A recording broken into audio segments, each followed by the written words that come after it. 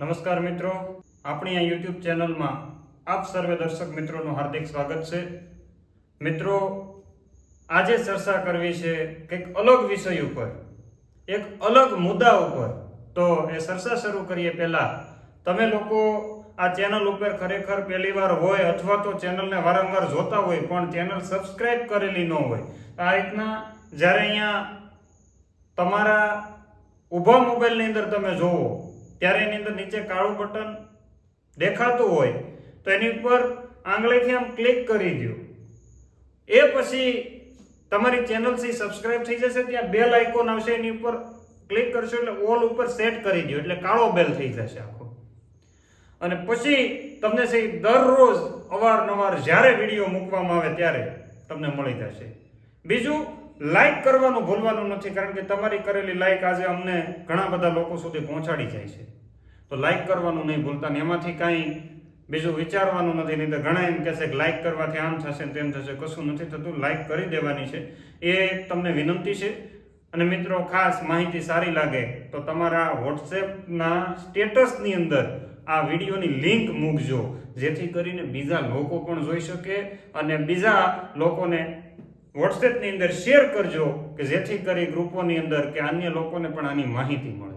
તો મિત્રો, આજની ચર્ચા છે ઘઉંનું બિયારણ ખેડૂત પોતાના ખેતરનું ઉત્પાદન કરી શકે કે કેમ, એ મુદ્દા ઉપર આજની ચર્ચા કરવાની છે. એ ચર્ચા કરવા માટે હું આપની સાથે મનીષ બલદાણિયા, કૃષિ વૈજ્ઞાનિક તરીકે કૃષિ વિજ્ઞાન કેન્દ્ર કોડીનાર, ગીર સોમનાથ ખાતે ફરજ બજાવું છું. મિત્રો, ઘણા બધા ખેડૂત મિત્રો આ વર્ષે આપણને ટચમાં ગયા વર્ષ કરતાં વધારે આવ્યા છે. ઘણા બધા લોકો સાથે ટેલિફોનિક ચર્ચાઓ કરી છે અને ઘણા લોકો એમાંથી અહીંયા જ્યારે વિઝિટ કરવા આવતા હોય એ વિઝિટ દરમિયાન મને પૂછે કે આ તમારા પ્લોટિંગના ઘઉં છે? તો અમે કહીએ કે અમારા ઘઉંમાં તમારા ઘઉંમાં ફેર હું કઈ નહીં, અમે ફાઉન્ડેશન કે બ્રીડર સીડનો ઉપયોગ કરીએ, તમે સર્ટિફાઈડ અથવા તો ટ્રુથફુલ બિયારણનો ઉપયોગ કરો છો. મને કે અમારે આ બિયારણ રાખવું હોય તો રાખી શકાય ને તમારે તમારા ખેતરનું. એટલે મિત્રો, ખૂબ સારું એવું ઘઉંનું વાવેતર તમે બધાએ બહુ સારો વિડીયોના પણ વધામણા કર્યા હતા અને વાવેતર પણ ખૂબ સારું થયું છે. ઉત્પાદન પણ બધાને ઘણું સારું મળવાની શક્યતા છે, કારણ કે બધાએ A to Z ખૂબ સારી માવજત કરી છે. પહેલેથી લઈ અને છેલ્લે સુધી 25-25નો રાઉન્ડ હોય તોય ભલે, 0-52-34નો રાઉન્ડ હોય તોય ભલે, 0-0-50નો રાઉન્ડ હોય તોય ભલે, અને બોરોન નાખવાનું હોય તોય ભલે. બહુ સારી મહેનત કરીને ખૂબ સારું ઉત્પાદન મળવાની શક્યતા છે. પરંતુ આ બિયારણ આપણે આપણા ખેતરની અંદર આવતા વર્ષે વાવવું છે અથવા તો આપણે પોતાનું બિયારણ ઉત્પાદન કરી શકીએ? હા, કરી શકો. કેમ ન કરી શકો? પણ એના માટે અમુક મુદ્દા ધ્યાને રાખવાના છે. કયા મુદ્દા? જેથી કરીને તમને કોઈ ફરિયાદ ન કરે તારું બિયારણ નબળું છે અથવા તો મારા ખેતરમાં મારું બિયારણ ઉત્પાદન નથી આપતું. હવે ખેડૂતનો પહેલો પ્રશ્ન એ છે ઘણીવાર કે સાહેબ, અમે અમારા ખેતરનું બિયારણ વાવીએ તો અમને ઉત્પાદન નથી મળતું એટલે અમારે બિયારણ બદલાવવું પડે. હાસી વાત છે, મેં સ્વીકારી લીધું. ઘણા બધા અનુભવ લીધા છેલ્લા 3-4 વર્ષની અંદર, કારણ કે બિયારણના ઉત્પાદન સાથે સંકળાયેલો છું એટલે થોડો ખ્યાલ છે કે આ બાબતે થઈ શકે. પણ એમાં મુદ્દો ધ્યાને રાખવાનો, બે કાકા દાદાના ભાઈઓ સવો તો એકબીજા અરસપરસ બદલી લ્યો, અથવા તો તમારા બે ખેતર છે, બે અલગ અલગ સીમની અંદર છે, એને બદલાવી નાખો એટલે નહીં વાંધો આવે. કારણ કે સીમ બદલી જાય, વાતાવરણ બદલી જાય એટલે બહુ લાંબો ફેરફાર પડતો નથી. આ બધા આપણને આ જ રીતના આપે છે, એમાં કઈ સમસ્યા નથી. તમ તારે કોઈ વાંધો નહીં, ઘઉંનું બિયારણ પોતાનું ઉત્પાદન કરવાનું છે. જેને 513 સર્ટિફાઈડ વાવેલા છે, જેને 499 સર્ટિફાઈડ વાવેલા છે, જેને 496 સર્ટિફાઈડ વાવેલા છે, જે લોકોએ બાકીના અન્ય ઘઉં જે આવે છે 173 હોય, 273 હોય કે કોઈ પણ વેરાયટી, DBW 187 હોય, 11 નંબરના ઘઉં હોય, XYZ, મારી પાસે 30 વેરાયટી વાવેલી છે, તમને બતાવી નેક્સ્ટ વિડીયોની અંદર. તો અહીંયા તમારે ખાસ એ ધ્યાન રાખવાનું છે. જુઓ તમે, અમારા ખેતર એકવાર હું તમને બતાવું છું. પાછળના જે વિડીયોની અંદર તમને જે દેખાઈ રહ્યું છે એ અમારા સીડ પ્રોડક્શન પ્લોટનું છે અને એની અંદર જોઈ શકાય કે ક્યાંય વિજાતીય છોડ નથી, કોઈ ઘઉં ઊંચો નીચો નથી, બધા સમાંતર છે. એ ઘઉંની અંદર અમારે બિયારણનું ઉત્પાદન કરવાનું છે અને આવતા વર્ષે ફરીથી પાછું ખેડૂતોને વિતરણ કરવાનું છે. એટલે આ રીતના તમે પણ કરી શકો. તો મિત્રો, જે સેલ્ફ પોલિનેટેડ છે, દાખલા તરીકે ઘઉં અને ચણા, તો એનું પોતાનું બિયારણ આપણે કરી શકીએ.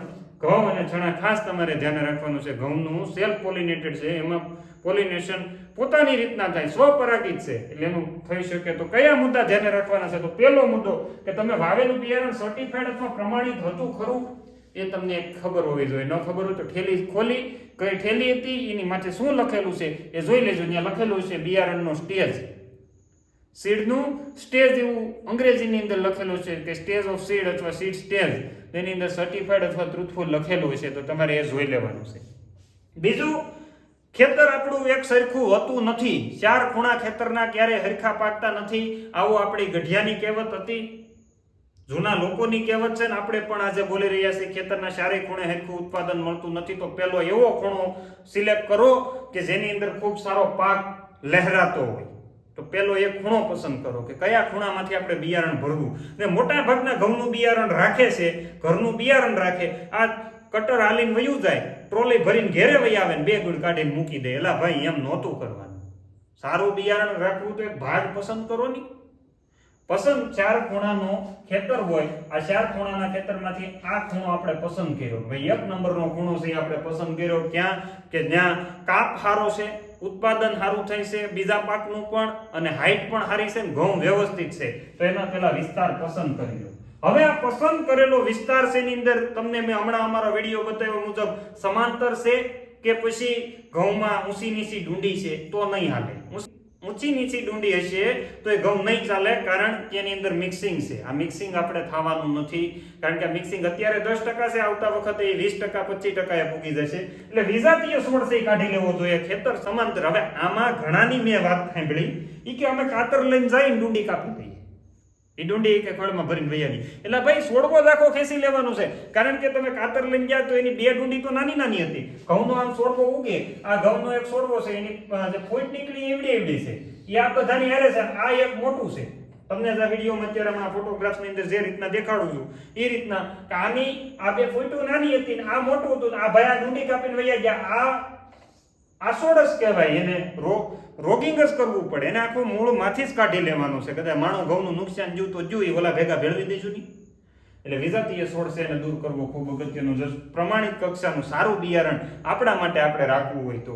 બીજું, એ પછીનો મુદ્દો ખાસ ધ્યાન રાખવાનો છે, થ્રેસિંગ અથવા કાપણી અલગ અલગ કરવાની છે. હવે તમને એમ થાય કટર વાળો આવે એ થોડો અલગ કરી દે, ભાઈ હું દર વર્ષે કરાવું છું. જ્યારે આપણે આખા ખેતરનું બિયારણ રાખવું છે તો કટર વાળો જ્યારે આપણા ખેતરની અંદર આવે ત્યારે એની અંદર એક શરત રાખવાની કે કટર સાફ કરવું પડશે. એટલે એ 5 કિલો 10 કિલો આના કટરની અંદર ઘઉં પડ્યા રહે. હવે આગલા ખેતરમાં 496 કાપીને આવ્યો, આપણે 513 છે, તો 496 513 નું મિક્સિંગ થઈ ગયું. હવે એમાં 496 ઉગશે અને 513 ઉગશે. હવે આપણે આમ નથી કરવું તો કટર સાફ કરવું જરૂરી છે. અમે કટરથી જ કઢાવીએ, જોયું છું ને તમે, એની અંદર ક્યાંય વિજાતીય છોડ નથી. એની પાછળનું કારણ છે કે અમે સાફ કરાવીએ છીએ, એટલે સાફ કરવાની શરત રાખીને પછી આપણે ખેતરમાં લાવવાનું છે. તમને એમ થાય કે નથી કરવું, 5 કિલો ઘઉંનું નુકસાન નથી ખાવું, છેલ્લે તમને કીધું કે 4 ખૂણામાંથી એક ખૂણો આપણે રાખવો છે, તો પહેલા જ્યારે કટર ચલાવો ત્યારે આ ખૂણેથી શરૂ કરો, આ બધું કાઢી લો, પછી છેલ્લે અહીંયા જવા દો. એટલે એની અંદર આ બધામાં આપણે 513 જ વાવેતર કર્યું હતું, એટલે આપણા 5 કિલો એની અંદર પીડા રહે. એમાં આ છોડ આવવાની અથવા તો વિજાતીય છોડ આવવાની શક્યતા ઓછી રહેશે. એટલે ખાસ તમારે ધ્યાન રાખવાનું છે. પછી થોડુંક એનું બાકી રહેતું હોય, આપણને એમ થાય કે આપણે બિયારણ માટે તો ટ્રોલીનું તો કઈ ભરાણું નથી, જે કટરનું જે ખાનું આવે પૂરું નથી ભરાણું, તો એને ખાલી કરાવી દો. ભાઈ મારે આ બિયારણમાં રાખવાનું છે, તું કહેતો હોય તને 100 રૂપિયા વધારે આપી દઈ, પણ મારે બિયારણની અંદર રાખવાનું છે, તો આ ખાલી કર. પછી મારે પાછું એટલું કઢાવવાનું છે. એમાંથી 2 ગુણ 5 ગુણ 10 ગુણ જેટલા આપણી સુવિધા એ પ્રમાણે આપણે ઘઉં કઢવી લેવાના છે. એ ઘઉંને કાઢ્યા પછી અલગ રાખવાના છે, કાપણી ને થ્રેસિંગ અલગ કરી લીધું. એ પછી બિયારણમાં રાખવાના જે ઘઉં છે એને આપણે બરાબરના સૂકવી દેવાના છે. એમાં ભેજ 10% કરતા ઓછો રહેવો જોઈએ. હવે એ કઈ મશીન હોય તો માપી શકાય, આમનો માપી શકાય. હા, 2 દાંતની વચ્ચે મૂકો, દાણો કકડ બોલે, કકડો થઈ જાય એટલે માની લેવાનું કે આમાં ભેજ છે એ પૂરેપૂરો ઉડી ગયો. પછી એને સાયડાની અંદર 1-2 દિવસ રાખી અને પછી ભરવાના છે. ત્યાં સુધી ભરવાના નથી, એટલે દાણો કકડો થઈ જવો ખાસ અગત્યની વાત છે, તો એ બિયારણની અંદર રાખી શકે. એટલે ભેજ ઉડે ત્યાં સુધી તપવવાના છે.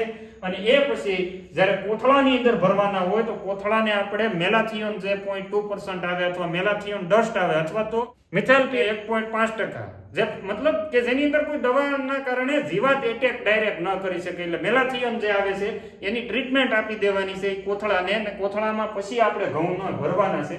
હવે ઘણા બધા ખેડૂત મિત્રો દેશી ટેકનિકથી ભરે છે, ખૂબ સારી છે. બેરલની અંદર, હવા સુસ્ત બેરલની અંદર ભરી દેવાના. લોખંડનું બેરલ હોય કે પછી પ્લાસ્ટિકનું બેરલ હોય, એને ઢાંકણું ટાઈટ કરી અને ભરી દેવાના છે. એની અંદર બેરલ અથવા પીપની અંદર ભરી દેવાના છે. આ ઘઉંને કાંઈ થતું નથી. એ પહેલા સફાઈ કરવી જરૂરી છે મિત્રો. સફાઈ મશીનથી કરશો તો એના દાણા ડેમેજ થવાની શક્યતા વધી જશે. એટલે જો હાથથી સાણીથી અથવા સાણાથી સાળી અને બિયારણ રાખવામાં આવે તો ખૂબ સારું. એટલે એ ખાસ તમારે ધ્યાન રાખવાનું છે કે સફાઈ કર્યા વગરના ભરશો તો એની અંદર ભાંગલા દાણા હશે તો ત્યાંથી રોગ અને જીવાત લાગવાની શક્યતા વધી જશે. એટલે સફાઈ કરવી ખૂબ અગત્યની છે. સફાઈ કર્યા પછી બેરલની અંદર ભરી દેવાના છે. બેરલ અથવા એલ્યુમિનિયમના પીપની અંદર ભરી અને આપણે 2 વર્ષ સુધી આ બિયારણ છે જાળવી શકાય. યોગ્ય સમયે જીવાતનું નિરીક્ષણ કરવું ખૂબ અગત્યનું છે. એના માટે થઈને આપણે જે જીવાત અંદર ગેસ થાય એવી દવાઓ ખાસ કરીને એ ધ્યાને રાખવાનું છે કે એમાં જીવાત ન પડી જાય. એ માટે લીમડાના પાન હોય, ગેસ થાય એવી દવાઓ હોય, એલ્યુમિનિયમ ફોસ્ફાઇડનો મેજોરિટી માણસો ઉપયોગ કરતા હોય છે, તો એનો ઉપયોગ કરીને સહી જાળવણી કરી શકાય છે. બીજી વસ્તુ, જે વિસ્તારની અંદર, જે ઓરડાની અંદર આપણે ઘઉંનું બિયારણ ભરેલું છે ત્યાં ઉંદરની દવા મૂકી શકાય નહીં, નહીંતર એ ઘઉં રૂંઢ થઈ જશે, ઘઉં ઉગતા નથી. આવો જાત અનુભવ છે.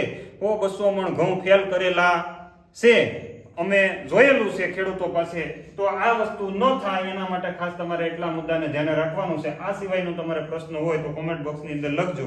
એ સિવાય છેલ્લી માહિતી, જો મિત્રો તમે ખેતીની સાથે સાથે પશુપાલન કરતા હોય તો એ પશુપાલન માટે ખૂબ સારો એવો લીલો ચારો 12 મહિના મળી રહે અને આપણા પશુ છે સતત દૂધ કરતા રહે ને આપણને આવક આપતા રહે, એના માટેને ખોરાક પણ જોશે ને લીલો સારો. તો એવી કાળી જુવાર અમારા ગીર સોમનાથ જિલ્લાના ખેડૂતો હવે પકવતા થઈ ગયા છે. એની પાસેથી મેળવવા માટે આપણે ગુજરાત રાજ્યની અંદર આનો પ્રચાર કરવાનો છે. કારણ કે ખેડૂતોને આગળ લાવવાના છે, આપણા પશુને આગળ લાવવાના છે. કારણ કે પશુપાલન સારું થશે તો દૂધ ઉત્પાદન સારું થશે તો ખેડૂત આગળ આવશે. ખેડૂત આગળ આવશે તો આ જે ગીર સોમનાથ જિલ્લાના ખેડૂતો પકવે છે એમ બીજાય પકવતા થશે તો આપણે ભારત દેશની અંદર આનો ફેલાવો કરવાનો છે. એટલે આ કાળી જુવારના બિયારણ માટે તમે અહીંયા આપેલો જે કોન્ટેક્ટ નંબર છે એની ઉપર કોન્ટેક્ટ કરજો. વીઘે 5 કિલો બિયારણનું વાવેતર કરો.